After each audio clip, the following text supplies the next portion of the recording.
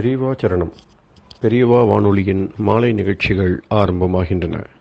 இன்றைய எமது நிகழ்ச்சிகள் நித்திய குரு பாதுகா பூஜா, ஸ்ரீ ரா கணபதி அவர்கள் எழுதிய புத்தகத்தின் ஒளிவடிவம், ஆன்மீக உரை, மகா பெரியவா மகிமை, உபன்யாசம். பெரியவா சரணம். பெரியவா சரணம். அடுத்த நிகழ்ச்சி நித்திய குரு பாதுகா பூஜை.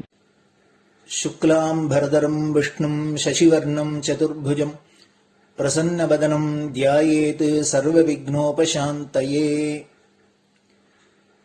ममोपात्त समस्त दुरितक्षयद्वारा श्री परमेश्वर प्रीत्यर्थं गुरुप्रसाद सिद्ध्यर्थं गुरुप्रीत्यर्थं गुरुपादपूजाम् अद्य करिष्ये। गुरुर्ब्रह्मा गुरुर्विष्णुर्गुरुर्देवो महेश्वरः गुरुः साक्षात् परब्रह्म तस्मै श्रीगुरवे नमः। अपारकरुणासिन्धुं ज्ञानदं शान्तरूपिणं श्रीचन्द्रशेखरगुरुं प्रणमामि मुदान्वहम्। सदाशिवसमारम्भां शङ्कराचार्यमध्यमाम् अस्मदाचार्यपर्यन्तां वन्दे गुरुपरम्पराम्. எல்லோரும் குருவை பெரிவாளை தியானம் பண்ணிண்டு அர்ச்சனை பண்ணுவோம். அஷ்டோத்திரம். பெரியவா அஷ்டோத்திரம் பல அஷ்டோத்திரங்கள் இருக்கு. அதுல எளிமையா சுலபமா எது இருக்கோ அதை நான் இப்ப சொல்றேன். எல்லோரும் இதை கேட்டுண்டே திருப்பி சொல்ல முடிஞ்சுவா சொல்லி சொல்லி பெரிவாளுக்கு பாதத்துல ஒவ்வொரு புஷ்பத்தை அர்ச்சனை பண்ணலாம். ओम श्री कांची कामकोटि पीठाधीश्वराय नमः. श्रीमत् चंद्रशेखरेन्द्र सरस्वती गुरुभ्यो नमः. संन्यासाश्रम शिखराय नमः. काषाय दंडधारिणे नमः. सर्वपीठापहारिणे नमः. स्वामिनाथ गुरवे नमः. करुणासागराय नमः. जगदाकर्षण शक्तिमते नमः. सर्वचराचर हृदयस्थाय नमः. ओम भक्त परिपालक श्रेष्ठाय नमः. धर्म परिपालकाय नमः. श्री जयेन्द्र सरस्वत्याचार्याय नमः. श्री विजयेन्द्र सरस्वती पूजिताय नमः. शिवशक्ति स्वरूपाय नमः. भक्ताभीष्ट प्रदायकाय नमः. ब्रह्मण्य पोषकाय नमः. ब्रह्म विष्णु शिवैक्य स्वरूपाय नमः. कांची क्षेत्रवासाय नमः. कैलाश शिखरवासाय नमः. स्वधर्म परिपोषकाय नमः. चातुर्वर्ण संरक्षकाय नमः. लोकरक्षण संकल्पाय नमः. ओम ब्रह्मनिष्ठापराय नमः. सर्वपापहराय नमः. धर्मरक्षक संतुष्टाय नमः. भक्तार्पितधन स्वीकर्त्रे नमः. सर्वोपनिषत् सारज्ञाय नमः. सर्वशास्त्रगम्याय नमः. सर्वलोक पितामहाय नमः. भक्ताभीष्ट प्रदायकाय नमः. ब्रह्मण्य पोषकाय नमः. नानाविध पुष्पार्चितपताय नमः. रुद्राक्ष क्रीडधारिणे नमः. भस्मोद्दोलित विग्रहाय नमः. सर्वज्ञाय नमः. सर्वचराचर व्यापकाय नमः. अनेक शिष्य परिपालकाय नमः. मनश्चाञ्चल्य निवर्तकाय नमः. अभयहस्ताय नमः. भयापहाय नमः. यज्ञपुरुषाय नमः. यज्ञानुष्ठान रुचिप्रदाय नमः. यज्ञसम्पन्नाय नमः. यज्ञसहायकाय नमः. यज्ञफलदाय नमः. यज्ञप्रियाय नमः. उपमानरहिताय नमः. स्फटिक तुलसी रुद्राक्ष हारधारिणे नमः. चातुर्वर्ण समदृष्टये नमः.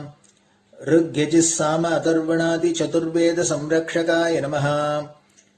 दक्षिणामूर्तिस्वरूपाय नमः जाग्रत् स्वप्न सुषुप्ति अवस्थातीताय नमः कोटिसूर्यतुल्यतेजोमय शरीराय नमः साधुसङ्गसंरक्षकाय नमः अश्वगज गोपूजा निर्वर्तकाय नमः गुरुपादुकपूजातुरन्तराय नमः कनकाभिषिक्ताय नमः स्वर्णबिल्वदलपूजिताय नमः सर्वजीवमोक्षदाय नमः मूकवाक्ताननिपुणाय नमः नेत्रदीक्षादानाय नमः द्वादशलिङ्गस्थापकाय नमः गानरसप्रियाय नमः ब्रह्मज्ञानोपदेशकाय नमः सकलकलासिद्धिताय नमः चातुर्वर्ण्यपूजिताय नमः अनेकभाषासम्भाषण कोविताय नमः अष्टसिद्धिप्रदायकाय नमः ओम श्री शारदामठसुस्थिताय नमः नित्यान्नदानसुप्रीताय नमः प्रार्थनामात्रसुलभाय नमः पादयात्राप्रियाय नमः नानाविधमतपण्डिताय नमः श्रुतिस्मृतिपुराणज्ञाय नमः देवयक्षकिन्नरकिंपुरुषपूज्याय नमः श्रवणानन्दकरकीर्तये नमः दर्शनानन्दाय नमः अद्वैतानन्दभरिताय नमः अव्याजकरुणामूर्तये नमः शैव वैष्णवादिमान्याय नमः श्रीशङ्कराचार्याय नमः दण्डकमण्डलोहस्ताय नमः वीणामृदङ्गसकलवाद्यनाथस्वरूपाय नमः रामकथारसिकाय नमः वेदवेदाङ्ग आगमादिसकलकलासतस्प्रवर्तकाय नमः हृदयगुहाशयाय नमः शतरुद्रीयवर्णितस्वरूपाय नमः केदारेश्वरनाथाय नमः अविद्यानाशकाय नमः निष्कामकर्मोपदेशकाय नमः लघुभक्तिमार्गोपदेशकाय नमः लिङ्गस्वरूपाय नमः सालग्रामसूक्ष्मस्वरूपाय नमः कालड्यां शङ्करकीर्तिस्तम्भनिर्माणकर्त्रे नमः जितेन्द्रियाय नमः शरणागतवत्सलाय नमः श्रीशैलशिखरवासाय नमः डमरुकनादविनोदाय नमः वृषभारूढाय नमः दुर्मदनाशकाय नमः आभिचारिकदोषहर्त्रे नमः मिताहाराय नमः मृत्युविमोचकशक्त्याय नमः श्रीचक्रार्चनतत्पराय नमः दासानुग्रहकारकाय नमः अनुराधानक्षत्रजाताय नमः सर्वलोकख्यातशीलाय नमः वेङ्कटेश्वरचरणपद्मषट्पदाय नमः श्री महात्रिपुरसुन्दरी समेत श्री चन्द्रमौलीश्वर पूजाप्रियाय नमः श्रीमच्चन्द्रशेखरेन्द्र सरस्वती सद्गुरु परब्रह्मणे नमः गुरुभ्यो नमः परमगुरुभ्यो नमः परमेष्टिगुरुभ्यो नमः परात्परगुरुभ्यो नमः गुरुपरम्पराभ्यां नमः गुरुपादुकाभ्यां नमो नमः. அடுத்தது ஊதுபத்தி இருந்தா அதை காமிச்சு தூபம், நெய் தீபம் இருந்தா காமிச்சு அதை நெய் தீபம் தீபம் காமிச்சுட்டு நைவேத்தியம் வெத்தலைப்பாக்கு பழம் இதுலேருந்து ஆரம்பிச்சு அவளுக்கு எது சௌரியமோ அதுபடி நைவேத்தியம் பண்ணலாம்.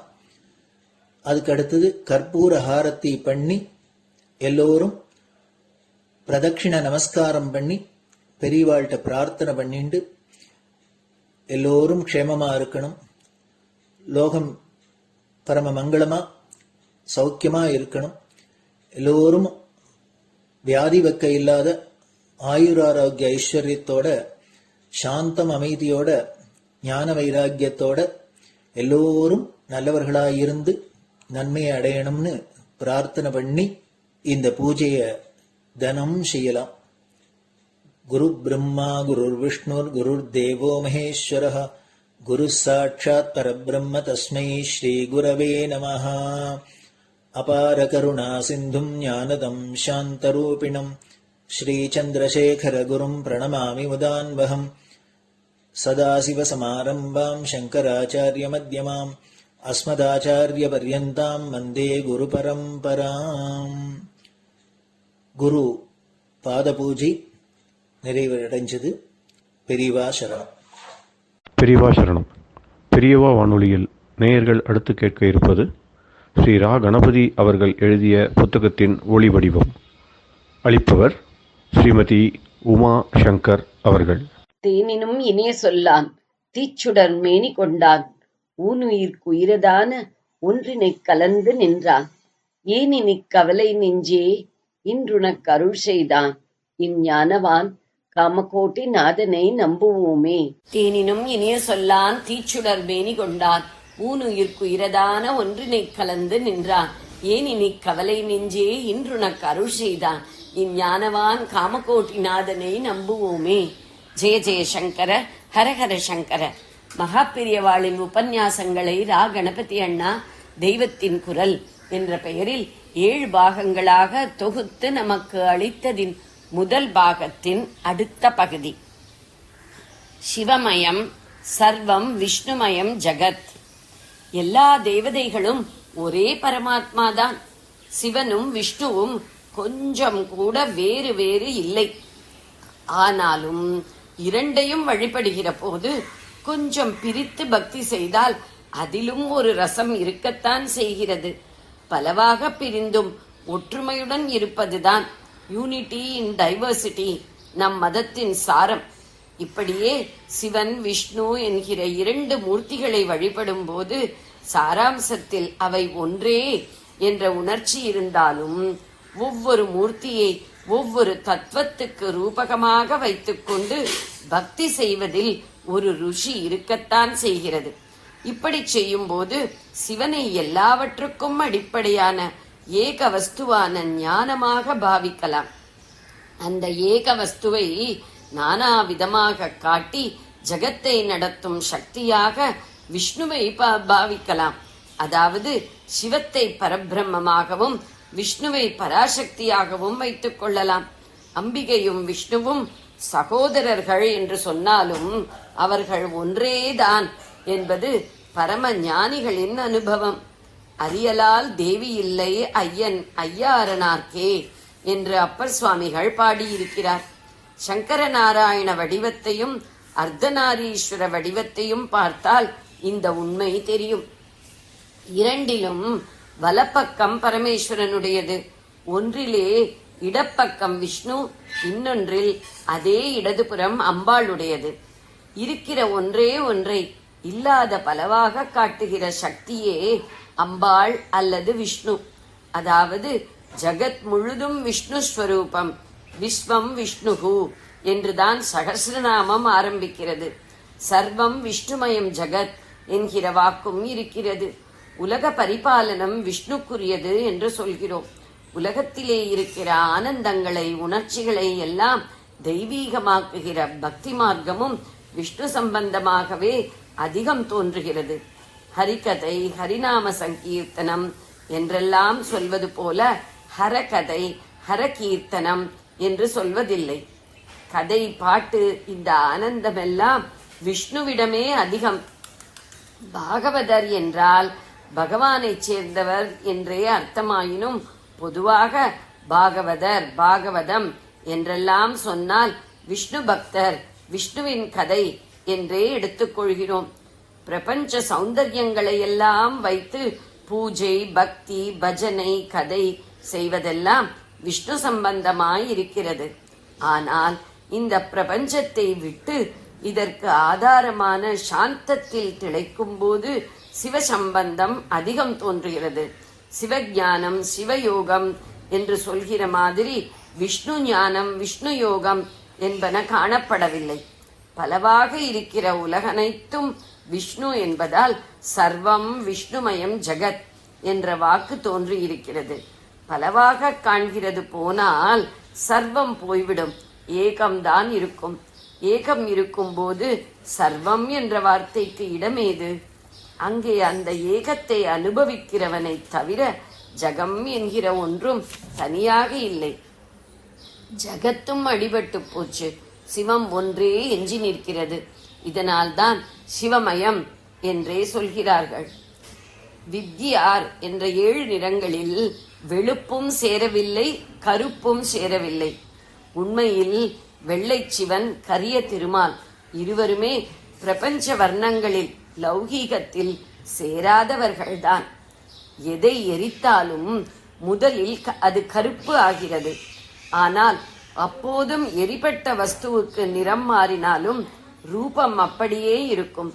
நியூஸ் பேப்பரை கூட கொளுத்துவிட்டு உடனே அணைத்து விட்டால் அது முழுக்க கருப்பானாலும் அந்த கருப்புக்குள்ளேயே அதைவிட கருப்பாக எழுத்துக்களும் தெரியும். துணியும் இப்படியே மடிப்பு கூட கலையாமல் நெருப்பில் கருகுவதுண்டு. முழுக்க நீற்று போய் உருவம் இழப்பதற்கு முற்பட்ட நிலை இது. இதுதான் சர்வம் விஷ்ணுமயம் ஜகத்.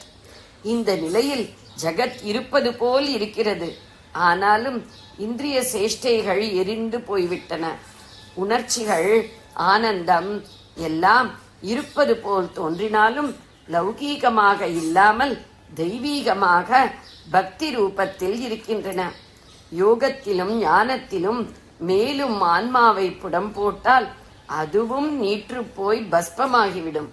எரிகிற வஸ்துக்கள் முதலில் கருப்பானாலும் கடைசி வரையில் எரித்தால் எல்லாமே வெள்ளை வெளியேர் என்று நீராகின்றன. இதுதான் சிவமயம்.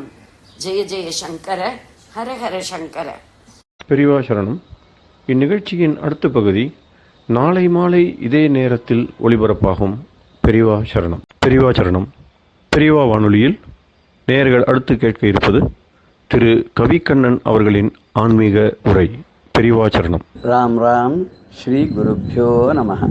ஜெய ஜெய சங்கர, ஹர ஹர சங்கர. பெரியவா வானொலி நேயர்கள் அனைவருக்கும், மகா பெரியவாவுடைய பக்தர்கள் அனைவருக்கும் அடியேன் கவிக்கண்ணனின் அன்பு கலந்த நல்வாழ்த்துக்கள். ஜெய ஜெய சங்கர, ஹர ஹர சங்கர. ஸ்ரீ குருப்யோ நம. அபிராமி அந்தாதியுடைய 39வது பாடல்ல, அன்று முப்புறங்கள் மாளிகைக்கு அம்பு தொடுத்த வில்லான் பங்கில் வாழ் நுதலே அப்படின்னு முடிச்சார். அன்னைக்கு முப்புறங்களை எரிப்பதற்காக மேருமலையை வில்லாக எடுத்துக்கொண்டு திரிபுராந்தகத்தை வதம் செய்வதற்காக கிளம்பினாரு. அந்த பரமேஸ்வருடைய உடம்புல பாதி நீ ஆட்கொண்டு இருக்கிறாயே, அப்பேற்பட்ட வாழ்நுதலே அப்படின்னு சொல்லி முடிச்சார். இந்த வாழ்நுதல் அப்படின்னு என்னன்னாக்க, பரந்த அழகான வாழ் போன்ற நெற்றி அப்படின்னு அர்த்தம். இன்னைக்கு நம்ம பார்க்க போற பாடல் ஒரு 3 பாடல் சேர்த்து பார்க்கலாம். அதுலயும் இந்த வானுதல் அப்படிங்கறதுதான் அவர் ஆரம்பிக்கிறார். இந்த இடத்துல ஒளி பொருந்திய நெற்றி, அந்த நெற்றியில ஒரு கண்ணை வைத்துக் கொண்டிருக்கக்கூடிய அந்த முக்கண்ணின்னு சொல்றாரோ இல்லையோ, அதே நெற்றியில் இருக்கக்கூடிய கண்ணை வாழ்நுதல், வாழ் போன்ற நுதல்னு நெற்றி, அதுல ஒரு கண்ணை உடையவள் அப்படிங்கறதாக இந்த பாடலை தொடங்க போறார்.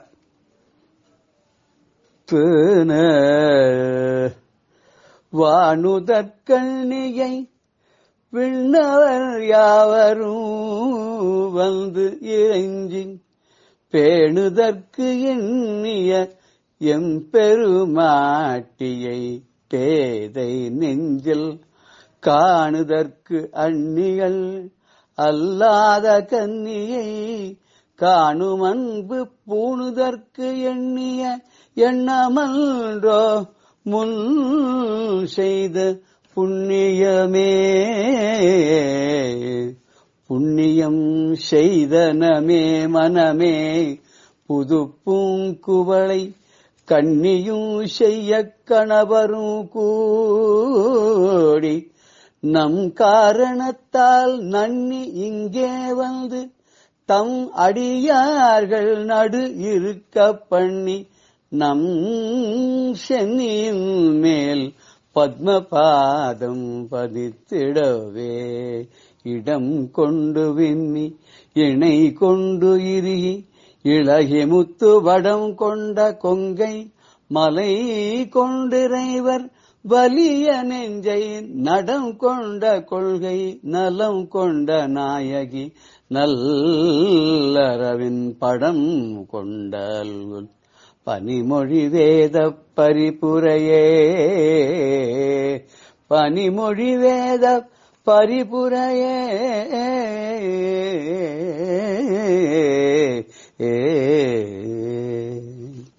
ஒரு பாடலாக அபிராமி பட்டர் என்ன சொல்கிறார் என்பதை பார்த்து இந்த 3 பாடல்களிலும் இருக்கக்கூடிய லலிதா சகஸ்ரநாமத்துடைய நாமாவளிகளையும் ஒன்றாக நம்ம சேர்ந்து இன்னைக்கு பார்க்க போறோம்.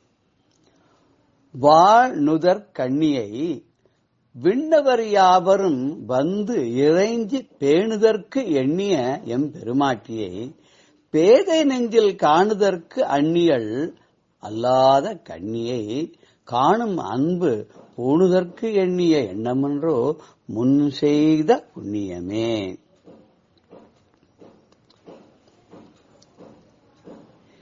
வாழ்நுதற் கண்ணியை ஒளி பொருந்திய வாளை போல் இருக்கக்கூடிய நெற்றியிலே கண்ணை உடையவள் முக்கண்ணி அம்பாள் திரையம்பகா.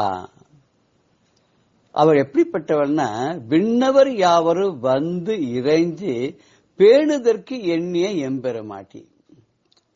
தேவர்கள் எல்லாரும் தேடி வந்து இவளை பாதத்தை பணியணும் அப்படின்றதுக்கு வழிபடுவதற்காக எண்ணிய அந்த எங்களுடைய தலைவியாக இருக்கக்கூடியவள். அவர் வந்து சாதாரணப்பட்டவ இல்ல, தேவாதி தேவர்கள்லாம் காத்துன்றது வந்து அவளுடைய பாதத்தை சேவிக்கணும்னு வந்து நிக்கிறாளாம். அவள் எப்படின்னா பேதை நெஞ்சில் காணுதற்கு அந்நியள் அல்லாத கண்ணி. அறியாமையே உள்ள மனதுல, இருள் கூடிய மனத்தில, கல்மஷம் நிறைந்த மனதில காண்பதற்கு அருகில் இல்லாதவளாக இருக்கிறாளாம். அதோட அவ கன்னியை, அவ என்றும் கன்னியாக இருக்கக்கூடிய அபிராமி. இன்னும் பின்னாடி ஒரு இடத்துல கூட சொல்ல போறார், வஞ்சகர் நெஞ்சு அடையாளை அப்படின்னு சொல்ல போறார் அவர். அப்படி கல்மஷமோடு இருக்கக்கூடிய தூய்மையற்ற மனங்களை உடையவர்களுக்கு காண்பதற்கு அவர் சமீபத்தில் இருக்க மாட்டாள்னா அவர் ரொம்ப தூரத்துல இருப்பா, கிட்ட இருக்க மாட்டா அப்படிங்கிறார். அப்படிப்பட்ட தேவியை காணும் அன்பு பூணுதற்கு எண்ணிய எண்ணமன்றோ முன் செய்த புண்ணியமே. அப்படிப்பட்ட தேவியை தரிசிக்கணும் அப்படின்னு எனக்கு ஒரு ஆசையும் பக்தியும் வந்தது. அதுவே நான் முன்னாடி ஏதோ ஜென்மத்தை செஞ்ச புண்ணியம்தான் போல இருக்கே அப்படிங்கிறார். ஒளி பொருந்திய நெற்றிலே ஞான திருவிழிகளை கொண்ட அந்த அம்பிகையை பார்த்து கேட்கிற, ஏ தாயே அபிராமியே, தேவர்கள் எல்லாரும் வந்து உன்னை வழிபடணும்னு வந்து காத்துட்டு இருக்காளே. அப்படி இருக்கும்போது அஜ்ஞானம் நிறைந்த கல்மஷமான மனதை உடைய அவித்தியினால நிறைந்தவர்களுடைய மனதில் அந்த ஜீவாத்மாக்களுக்கு மனசுல நினைப்பதற்கு கூட நீ கிட்ட இல்ல, ரொம்ப தள்ளி இருக்கக்கூடியவள், என்றும் கன்னியாக இருக்கக்கூடிய நீ. அப்படிப்பட்ட அபிராமி அன்னையே, உன்னை என்னுடைய அகக்கண்ணால கண்டு தரிசிக்கணும், என் மனசுல உன்னை நிறுத்தணும், எப்பொழுதும் உன்னையே வழிபட வேண்டும் அப்படின்ற ஒரு எண்ணம் எனக்கு தோணித்து இல்லையா. அந்த எண்ணம் கூட நான் முன்னாடி பிறவியில பண்ண புண்ணியம்தான் போல இருக்கு அப்படிங்கிற. ஏன்னா நீ துஷ்டர்களால் அடைய முடியாதவள், ரொம்ப தொலைவில் இருக்கக்கூடியவள், அவர்களால் எளிதிலே காண முடியாதவள். 193வது லலிதா சஹஸ்ரநாம நாமாவளியில துஷ்ட தூரான். அம்பாளுக்கு 3 கண்கள் உண்டு. 2 கண்கள் சூரிய சந்திரர்கள், நெற்றியில் இருக்கக்கூடிய 3வது கண் அக்னின்னு சொல்லுவா. முக்கண்ணி, அந்த முக்கண்ணிங்க திருநயனா, திருநேத்ரி, திருலோச்சனா, திரையம்பகா, இப்படி நிறைய நாமாக்கள் இருக்கு.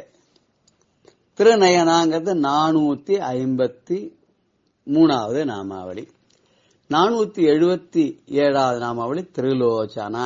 இப்படி 3 கண்களை உடைய அம்பாள். அந்த முக்கண்ணியை தொழுவார்க்கு ஒரு தீங்கும் இல்லையேன்னு பின்னாடி முடிப்பார் அவர். அம்பாள் இருக்காளே, அவர் எப்படிப்பட்டவோ அப்படின்னு கேட்டாக்க, தேவர்களாலும் ரிஷிகளாலும் வணங்கப்பட்டவள். விண்ணவர் யாவனும் வந்து இறைஞ்சி அப்படின்னு சொன்னார் இல்லையா. தேவர்கள் எல்லாம் வந்து மாயாமுனிவரும் வந்து சென்னின்னு அங்க சொல்றார் இன்னொரு இடத்துல.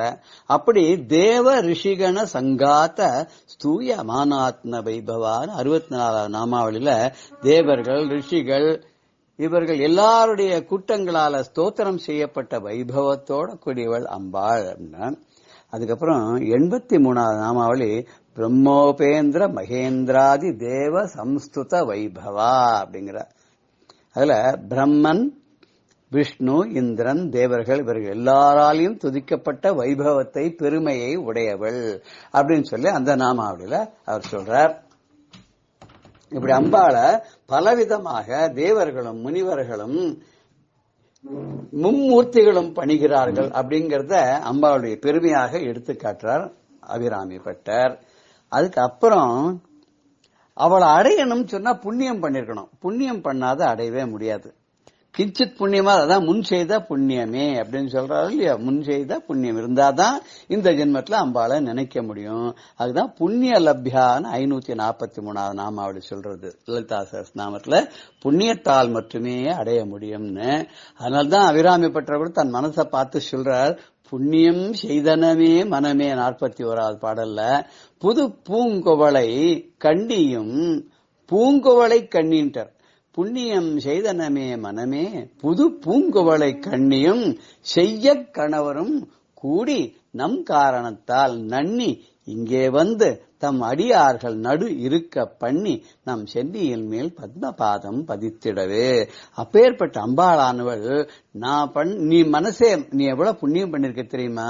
அந்த புண்ணியத்தினுடைய காரணமாக அந்த அம்பாள் என்ன பண்ணான, புது பூங்குவளை கண்ணியும் செய்ய கணவரும் கூடி, அதாவது நீலோத்பல மலர் போன்ற 2 கண்களை உடைய அம்பாளானவள் சிவந்த நிறமுடைய தன்னுடைய கணவரான சிவபெருமானோட கூடி சேர்ந்து நம் காரணத்தால் நன்னி இங்கே வந்து நம்மை ஆட்கொள்ள வேண்டும் என்ற காரணத்தினாலே, நமக்கு அருள் பண்ண வேண்டும் என்ற காரணத்தினாலே விரும்பி நம்முடைய இடம் தேடி வந்து தம் அடியார்கள் நடு இருக்க பண்ணி, அப்படி நம்மளை வந்து ஆட்கொண்டு நம்மள அந்த கண்ட கூட்டத்துல சேராத நம்மளை அப்படியே அழைச்சின்னு போய் அவளுடைய அடியார்களுடைய கூட்டத்திலே நம்மளை இருக்க சொல்லி, அதாவது நிசங்கம் துஷ்டர்களிடத்திலிருந்து விலகி சத்சங்கத்திலே நம்மளை இருக்க வைத்து நம் சென்னியில் பத்மபாதம் பதித்திடவே, நம்முடைய தலை மேல அவளுடைய திருவடி தாமரைகளை பதித்தார்கள். பதித்து முதிரையை பதித்தவுடனே நாம வந்து சிவனடியார்களாகவும் சக்தி அடியார்களாகவும் ஆகிவிட்டோம்.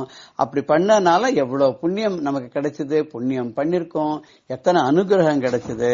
அதனால மனமே நீ வந்து அப்பொழுது அலர்ந்த நீலோத்பலம் போன்ற அந்த புஷ்பத்தை போன்ற கண்களை உடைய அபிராமி அன்னையும் அவருடைய கணவரான சிவபெருமானும் சேர்ந்து நம்மை ஆட்கொள்ள வேண்டும் என்ற காரணத்தினாலே நாம் இருக்கும் இடத்தையே தேடி வந்து நம்மை தன்னுடைய அடியார்களிலே கூடியிருக்கும்படியாக செய்து நம்முடைய தலை மேலே தன்னுடைய திருவடி தாமரைகளை பதிக்கும்படி செய்து நமக்கு நல்ல அருளை புரிந்தார்களே. அதுக்கு என்ன காரணம் தெரியுமா?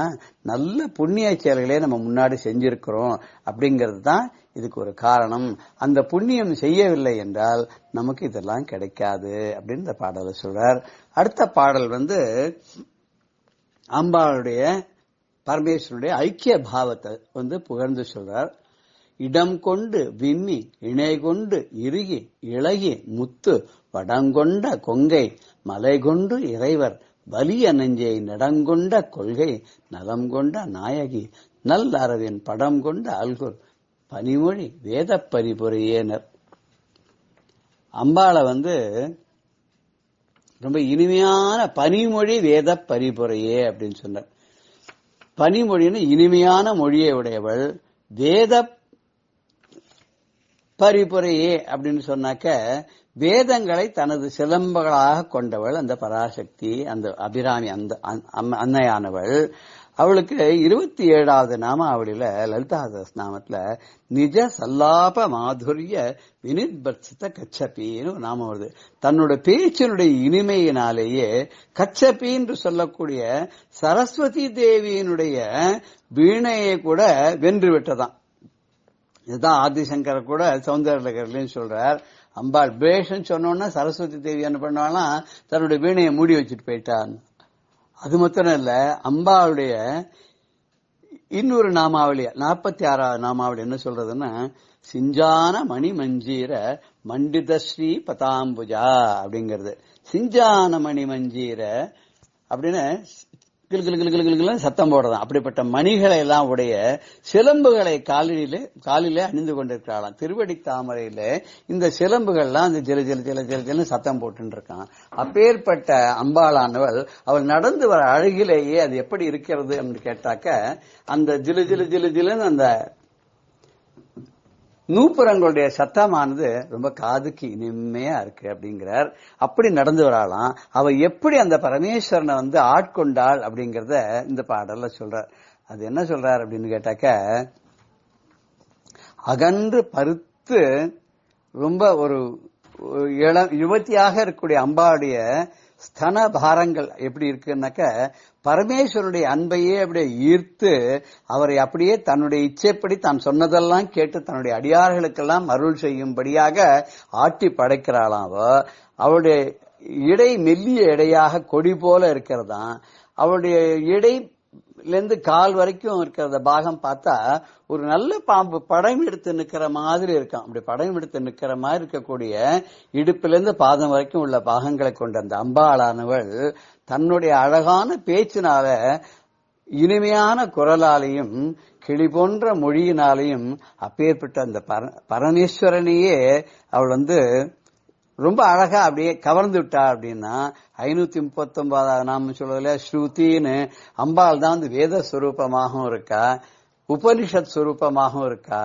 அந்த அப்பேற்பட்ட அம்பாளானவள் தன்னுடைய மொழியாலையும், தன்னுடைய ரூப சௌந்தரியத்தினாலையும், தன்னுடைய உடலுடைய எழிலாலேயும், தன்னுடைய அருள் சொரியக்கூடிய ஸ்தன பாரங்களாலையும் அந்த பரமேஸ்வரனையே, ருத்ரமூர்த்தியான கோபிஷ்டனான தபோனிஷ்டனான அந்த பரமேஸ்வரனையே கவர்ந்து இழுத்து விட்டாள். அவனை வென்று விட்டாள். அந்த பரமேஸ்வரனை வென்று அதற்காக பரிசாக அவருடைய உடலிலேயே ஒரு பாதையையும் தான் ஆட்கொண்டு விட்டாள்ங்கிறத இந்த பாடல்ல ஒரு அந்யோன்யத்தை பத்தி, சிவசக்தி ஐக்கியத்தினுடைய அந்யோன்யத்தை பத்தி இந்த பாடல்ல ரொம்ப அழகா அபிராமி பட்டர் சொல்றார். நம்ம அம்பாளை ரொம்ப அழகா இந்த மாதிரி ஒரு திவ்ய சுரூபிணியாக நாமும் நம்ம மனதில் நிறுத்திக் கொண்டு தினமும் ஆராதித்து வந்தனை செய்து தியானம் செய்வோமாக. எல்லா விதமான சௌபாகியங்களும் நம் எல்லோருக்கும் அபிராமி அன்னையானவள், லலிதா பரமேஸ்வரியானவள் தர வேண்டும் என்று பிரார்த்தனை செய்து கொண்டு இன்றைய பகுதியை நிறைவு செய்கிறோம். ஜெய ஜெய சங்கர, ஹர ஹர சங்கர, ஸ்ரீ குருபியோ நம. பெரியவா சரணம். இந்நிகழ்ச்சியின் அடுத்த பகுதி நாளை மாலை இதே நேரத்தில் ஒளிபரப்பாகும். பெரியவா சரணம். பெரியவா சரணம். அடுத்த நிகழ்ச்சி மகா பெரியவா மகிமை உபன்யாசம். வழங்குபவர் பிரம்மஸ்ரீ கணேச சர்மா அவர்கள். நித்யம் சுத்தம் நிராகாரம் நிராபாசம் நிரஞ்சனம் நித்யபோதம் சிதானந்தம் குரும் பிரம்ம நமாம்யகம். காஞ்சி மகாபெரிவா 1962 வருஷம் இளையாத்தங்குடிங்கிற இடத்துல இருந்தா. இந்த இளையாத்தங்குடியில தான் பெரியவாளோட பரமேஷ்டி குருவோட அதிஷ்டானம் இருக்கு அப்படிங்கிறத பார்த்தோம். அந்த 1962 வருஷம் சாதுர்மாசியம்லாம் அங்க பண்றதே ஒரு முக்கியமான நிகழ்வு நடந்தது. என்ன அப்படின்னா, இதுக்கு முன்னால நமது தேசத்துல அது மாதிரி ஒரு நிகழ்ச்சி நடந்ததில்லை. அப்படி ஒரு நிகழ்ச்சி. அது என்னன்னா, அகில பாரத கலாச்சார மாநாடு ஒன்று நடத்தினா. அகில பாரத வேதாகம சில்ப சதத் வியாச ஆகம பாரத சில்ப கலா சதஸ் அப்படின்லாம் ஒரு பெரிய பெயரோட அந்த சில்ப சதஸ் நடத்தினா. ஆகம சில்ப சதஸ் எதுக்கு நடத்தினா அப்படின்னா, அந்த காலகட்டங்களில் நமது பிராச்சீனமான பாரத தேசத்துக்கு உண்டான கலைகள்லாம் ரொம்ப க்ஷீணிச்சு போயிருந்தது. அந்த கலைஞர்களுக்கெல்லாம் ஆதரவு இல்லாத இருந்தது.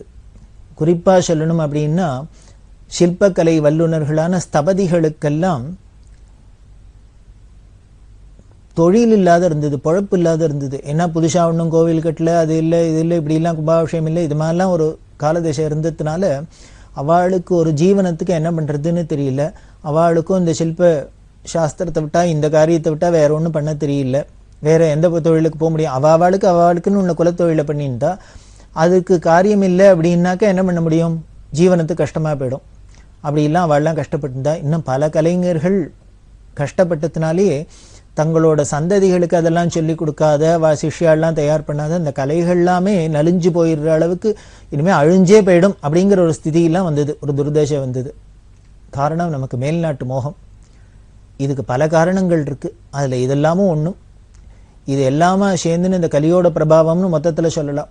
நம்மளது பிராச்சீனமான இந்த தெய்வீகமான நம்ம கலைகள்லாம் ஆயக்கலைகள் 64 அப்படின்லாம் சொல்கிறோம். நம்ம தேசம் பாரத தேசம்னா எது பெரிய பெருமையோ, எதை பார்த்து மற்ற தேசத்துக்காரெல்லாம் இங்கே பிரமிச்சு போய் வராளோ அது அத்தனைக்கும் ஒரு ஸ்ரமதசை வந்தது.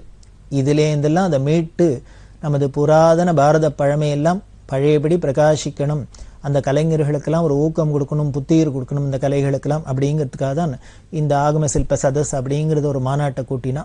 அதுக்கு முன்னால் தேசத்தில் அப்படி நடந்ததில்லை. அப்படி பெரியவா 62ஆம் வருஷம் ஆரம்பித்து இளையாத்தங்குடியில் ஆரம்பித்தது. அதில் பார்த்தீங்கன்னா பல நிகழ்ச்சிகள் நடந்தது, பல நாட்கள் நடந்தது.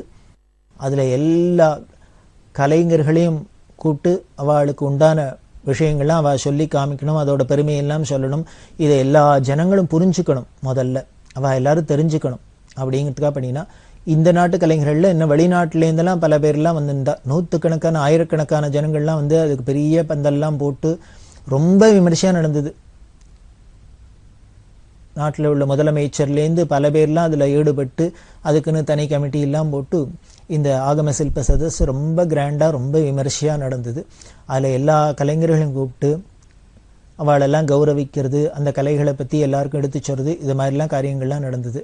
அதில் பார்த்தீங்கன்னா கிராமிய கலைகளுக்கெல்லாம் ஒரு புத்துயிர் கொடுக்கணும் அப்படிங்கிறதுக்காகவே பெரியவா பல விஷயங்கள் பண்ணால். அதில் பொம்மலாட்டம் உண்டு, கரகாட்டம் உண்டு, இந்த மெலட்டூர் நாட்டிய நாடகம் அப்படின்னு சொல்லுவாள், அது மாதிரி கலைகள் அதெல்லாம் பார்த்தா ரொம்ப ஆச்சரியமாக இருக்கும். அங்கங்கே கிராமத்தில் சின்ன சின்னதாக நடக்கிறாப்புல இருக்க வழிய அதோட பெருமைகள்லாம் போய் நேர பார்த்தா ஆச்சரியமாக இருக்குது. ஒரு பரத சாஸ்திரம் அப்படிங்கிறோம். இந்த பரத சாஸ்திரத்துக்கெல்லாம் எப்படி ஒரு பெருமை கொடுக்குறாப்புல இந்த மெலட்டூர் நாட்டிய நாடகம்லாம் நடந்துட்டுருக்கு அப்படின்னு பார்க்குறோம். மெலட்டூர், சாலியமங்கலம், அது மாதிரி தஞ்சாவூர் ஜில்லாவில் பல இடங்கள்ல அது மாதிரிலாம் நடந்துட்டுருக்கு. அதெல்லாம் வந்து பண்ண வச்சா. வில்லுப்பாட்டு, கரகாட்டம், இன்னும் பல விஷயங்கள் இருக்குது. பொம்மலாட்டம், இந்த பொம்மலாட்டம் அப்படிங்கிறது எவ்வளோ பெரிய தத்துவ ரீதியானது. பொய்க்கால் குதிரை ஆட்டம், இதெல்லாம் பார்த்துரும். இதெல்லாம் பெரியவா இப்படி சொல்லியிருக்கான்னா ரொம்ப ஆச்சரியமாக சொல்லியிருக்கா. இதோட பெருமையெல்லாம் பொய்க்கால் குதிரை அப்படிங்கிறதுக்கு பெரியவா வியாக்கியானம் பண்ணுறா. அந்த பொய்க்கால் குதிரை அப்படி பார்த்தீங்கன்னா ஒரு குதிரை மாதிரி பொம்மை மாதிரி இருக்கும், அதில் ஒரு ஆள் உள்ளுக்குள்ளே இருப்பார். அவரை பார்த்தாக்க ஆடுவர், இந்த குதிரையும் இப்படி ஓடுறாப்புல இருக்கும், அவர் அது மேலே உட்காந்து சவாரி பண்ணுறாப்புலாம் ஆட்டம்லாம் ஆடுவா. அது பொய்க்கால் குதிரை ஆட்டம் அப்படின்னு பேர். இது ஏதோ ஒரு கிராமிய கலை மாதிரி இருக்கும் இல்லையோ, ஒரு படிப்பறிவு இல்லாத ஒரு கிராமத்து ஜனங்கள் பண்ணுறாப்புல தான் இருக்குது. ஆனால் இது பெரிய வேதத்தில் சொல்கிறது தான் இந்த பொய்க்கால் குதிரையாக இருக்குது அப்படின்னு பெரியவா அதுக்கு வியாக்கியானம் பண்ணுறா. வேதத்தில் ஸ்ரீருத்ரத்தில் சொல்கிறது அஸ்வேபியோ அஸ்வபதிபியோ நமஹா அப்படின்னு சொல்கிறது. அப்படின்னா என்ன? அஸ்வம்னா குதிரை, அஸ்வபதி அப்படின்னாக்க அந்த குதிரை மேலே இருக்கிறவன், குதிரைக்கு தலைவன். இந்த குதிரையாகவும் நீ இருக்க, குதிரை மேலே இருக்கிற குதிரைக்கு தலைவனாகவும் நீ இருக்க அப்படின்னு பரமேஸ்வரனை பார்த்து சொல்கிறது. அதுக்கு பெரியவா கேட்குறா, இது எப்படி குதிரையாகவும் குதிரை மேலே உட்காந்து போகிறவராலும் எப்படி இருக்க முடியும் ஒரே ஆள் அப்படின்னார். இப்படி குதிரையாகவும் இருக்கார், குதிரைக்கு மேலே உட்காந்து போகிற சவாரி பண்ணுறவனாவும் ஒரே ஆள் தான் இருக்காங்கிற இந்த வேதம் சொல்கிற தத்துவத்தை நமக்கு வியாக்கியானமாக காமிக்கிறது தான் இந்த பொய்க்கால் குதிரை ஆட்டம். அதில் பார்த்தா அந்த குதிரையும் அதே ஆள் தான், அந்த குதிரை மேலே உட்காந்து போகிற சவாரி பண்ணுறவன் அவரே தான். அஸ்வேபியோ அஸ்வபதிபியோ நமஹான்னு வேதம் சொல்கிறதுக்கு ஒரு வியாக்கியானமாக சாமானிய ஜனங்களுக்கு, பாமர ஜனங்கள் கூட புரிஞ்சுக்கிறாப்புல இருக்கிறது தான் இந்த பொய்க்கால் குதிரை ஆட்டம். கரகாட்டம், காவடி ஆட்டம். கரகாட்டத்துக்கு பெரிய தத்துவம். கரகாட்டத்தில் பார்த்தீங்கன்னா மகான்கள்லாம் இதை ரொம்ப விசேஷமாகவே சொல்லியிருக்கா. ஆடுறார், அந்த நாட்டியம் ஆடுறவர் என்ன பண்ணார், தலையில் ஒரு குடத்தை வச்சுட்டு ஆடுறார். அந்த குடம் இப்படி சுற்றுறது அப்படி சுற்றுறது என்னெல்லாமோ பண்ணுறார். இதுக்கு பக்கத்தில் பார்த்தீங்கன்னா வாத்தியம் வாசிக்கிறா, பாட்டு பாடுறா. இந்த பாட்டு தாளத்துக்கு ஏற்றாப்புல காலில் ஜதி போடுறார், அந்த வார்த்தைகளுக்கு ஏற்றாப்புல கையில் அபிநயம் பிடிக்கிறார். இப்படி சுற்றி ஆடுறார், அப்படி சுற்றி ஆடுறார், உட்காண்டாடுறார், ஏந்தினார். இப்படி பல விதத்தில் ஆடினா கூட அந்த தலையில் வச்சுன்னுக்கிற அந்த குடம் கரகம் கீழே விழாத ஆடணும். இதான அதோட சாமர்த்தியம். இது எப்படி இருக்குது அப்படின்னார், இந்த ஒரு பிரபஞ்சத்துல வாழ்க்கையில நாம மனுஷனா பிறந்தவன் எப்படி இருக்கணுங்கிற லட்சியத்தை அது காமிக்கிறது. நாம சம்சாரியா இருக்கலாம், இந்த சாகரத்துல பவசாகரத்துல மாட்டின்னு இருக்கோம், இல்ல நமக்கு கல்யாணமாயிருக்கு, பொண்டாட்டி இருக்கா, குழந்தை இருக்கு, வீடு இருக்கு, வாசல் இருக்கு, உத்தியோகம் இருக்கு, என்ன இல்லாம ஒரு ஏகப்பட்ட விஷயங்கள் இருக்கு. இது இத்தனைக்கு நாம ஈடு கொடுக்க வேண்டியிருக்கு. அதாவது அந்த தாளத்துக்கு ஏத்தாப்புல ஈடு கொடுக்க வேண்டியிருக்கு, பாட்டுக்கு ஏத்தாப்புல ஈடு கொடுக்க வேண்டியிருக்கு, ஜனங்களுக்கு அவளுக்கு திருப்தி படுத்துறாப்புலையும் ஈடு கொடுக்க வேண்டியிருக்கு. இத்தனையெல்லாம் பண்ணினா கூட தலையில வச்சிருக்கிற குடம் மட்டும் கீழே விழுந்துராதுங்கிற லட்சியத்திலேயே குறியா இருக்க வேண்டியிருக்கவர். இவர் பாட்டை காதுல வாங்கிட்டு அபிநயம் பண்ணினாலும், தாளத்தை காதுல வாங்கிட்டு இவர் காலில் ஜெதி போட்டாலும், இப்படி சுத்தினாலும் அப்படி சுத்தினாலும் இவரோட சிந்தனை முழுக்கலும் எதுலயே இருக்குனர், குடம் கீழே விழுந்துராத இருக்கணுமேன்னு இருக்கும் இல்லையோ. அத மாதிரி தான் நாமளும் இந்த மனுஷ வாழ்க்கையில எப்படி ஈடுபட்டு, கிரகஸ்தனா இருந்தாலும் சரி, எப்படி இருந்தாலும் சரி, இல்வாழ்க்கையில ஈடுபட்டு என்ன காரியம் பண்ணினாலும் நம்மளோட லட்சியம்ங்கிறது எப்படி இருக்கணும்னர், அந்த ஆடுறவனுக்கு தலையில இருக்கிற அந்த குடத்திலேயே கருத்து இருக்கிறாப்புல நமக்கு இந்த ஆத்மாலேயே கருத்து இருக்கணும். அதாவது என்ன, இந்த ஆத்மா கீழே விழுந்துடப்படாது, குடம் கீழே விழுந்துடப்படாதுங்கிறாப்புல நாம எடுத்த இந்த ஜென்மா வீணாயிடப்படாது, மோட்சத்துக்கு போயிடணும். இந்த மோட்சமே லட்சியமா இருக்கணும்.